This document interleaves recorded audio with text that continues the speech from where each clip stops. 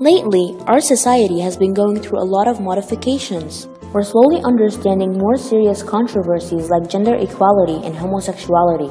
But then, we see other issues rising up again, like racism. We encounter on a daily basis different headlines, news, and even comments by public figures all revolving around racism. But before we jump in our analysis, what is race? Race is a term for a group of people often with similar physical characteristics who are assumed to share a common descent or origin. However, the term is no longer accepted by the American Anthropologists Association. So, if that is the case, why are we still holding on such false concept? The Help is one of the numerous movies that addressed the issue in the 60s when the civil rights movement was rising. And even though it happened almost 50 years ago, the issue is taking a dangerous turn nowadays and is slowly popping up again.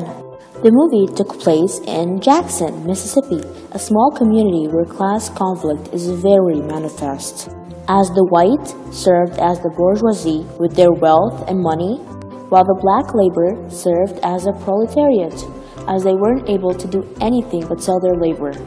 Karl Marx suggested that this struggle was normal for the society to run. But the struggle between the powerful and the powerless wasn't only for wealth, it was for equality and righteousness.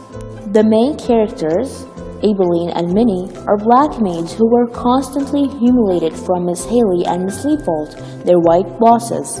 On the other hand, we see Miss Skeeter, a young white lady who was rebellious against all the discriminative attitudes and morals of the society back then. Through the movie, we see her rejecting the standards of everyone around her until she decides to write a book from the maid's perspective. Racism back then was more than just a social norm.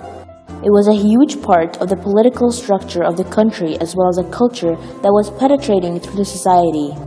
One of the main issues addressed in the movie is the oppression and the harassment.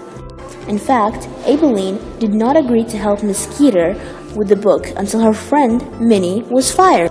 For what, you might ask? For using the guest's washroom in Miss Haley's house, as Miss Haley claims that they might catch different diseases and pass it on to our children. It seems like Abilene lacked self-determination as she underestimated herself and thought she couldn't contribute to change the society. The main problem, according to Paul Watchell in his book, lies with society making them feel powerless and weak. Another factor that affected the issue is the history, as black people were vulnerable and desperate even before the 60s. This left an impression that they are incapable and helpless to strive and change their lives, and so it slowly triggered them. This is clearly not true, as the courage and temerity of black people shapes our history later on. Halfway through the movie, we see Miss Skeeter going through an identity crisis as her beliefs conflict with the inhumane and corrupt norms of society. Miss Skeeter was a kind and a loving person, which as she grew older, she realized that her culturally constructed values were not necessarily ideal. She started researching the laws set for non-whites and minorities as she got the idea of writing a book all about their suffering. She was even more shocked as she saw that even political institutions were infected. She then stood against her main agents of socialization, her friends and family, as they all demonstrated high levels of ignorance. It definitely was not easy, as we learned that family is the first agent of socialization that teaches us every single thing, which includes the proper ways to behave and social norms, so to toss all of those years away was challenging for Miss Skeeter. Racism has been having a huge influence on our society lately, even though the civil rights movement happened almost 50 years ago. We have been seeing a lot of incidents lately where people are being kicked out of airplanes for speaking their languages, immigrants are deported for being from a certain country, and people are being killed from being from a certain race. In fact, policemen shootings against black people without a valid charge or accusation has been on the rise, as a recent article claims that African Americans are 2.5 times more prone to being shot by a cop than their white fellow citizens. A similar incident took place in the movie where a black guy was shot. Later on, all black people in Mississippi were considered a source of danger.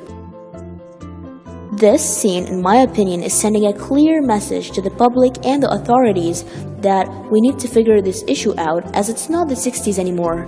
In fact, 2017 kicked off with a great new incident as two South African white men forced a black man into a coffin and threatened to set it on fire. The numerous events that have been happening, in my opinion, are a wake-up call to every person claiming that racism has faded away in the last few years.